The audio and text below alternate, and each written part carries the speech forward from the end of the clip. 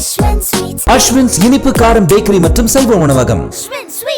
திருத்தணி முருகன் கோவிலில் தைப்பூச திருவிழாவை முன்னிட்டு அதிகாலையிலேயே முருகனுக்கு சிறப்பு அபிஷேகம் நடத்தப்பட்டது. தொடர்ந்து தங்க வைர ஆபரணம் அணிவித்து அலங்கரிக்கப்பட்ட முருகப்பெருமானை பல்லாயிரக்கணக்கான பக்தர்கள் தரிசனம் செய்து வருகின்றனர். கூடுதல் விவரங்களை செய்தியாளர் பிரபு வழங்க கேட்கலாம். பிரபு, விவரங்களை வழங்கலாம். வணக்கம். முருகப்பெருமானின் அறுபடை வீடுகளில் 5ஆம் படை வீடான திருத்தணி முருகன் கோவிலில் தைப்பூச விழாவை முன்னிட்டு அதிகாலை முதலே ஆயிரக்கணக்கான பக்தர்கள் சாமி தரிசனம் செய்து வருகின்றனர். இன்று அதிகாலை முருகப்பெருமானுக்கு சிறப்பு அபிஷேகம் செய்து தங்க வைர ஆபரணங்கள் அணிவிக்கப்பட்ட நிலையில் முருகப்பெருமான் பக்தர்களுக்கு அருள் பாலித்து வருகிறார்.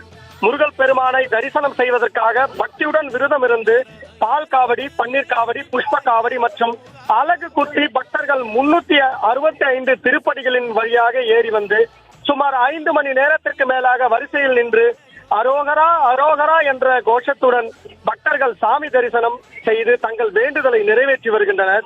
முருகப்பெருமானை பக்தர்கள் சிறப்பான முறையில் தரிசனம் செய்யவும் அசம்பாவிதங்களை தடுக்கவும் காவல் ஆய்வாளர் மதியரசன் தலைமையிலான 150க்கும் மேற்பட்ட போலீசார் பாதுகாப்பு பணியில் ஈடுபட்டு வருவதுடன் கூட்டத்தை ஒழுங்குபடுத்தும் விதமாக ஒலிபெருக்கி மூலம் அறிவிப்பும் வெளியிட்டு வருகின்றனர்.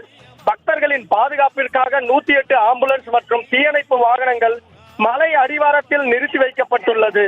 மேலும் பக்தர்களுக்கு தேவையான அடிப்படை வசதிகளை செய்து தருவதில் கோவில் நிர்வாகம் இன்னும் கவனம் செலுத்த வேண்டும் என்பதே பக்தர்களின் கோரிக்கையாக உள்ளது.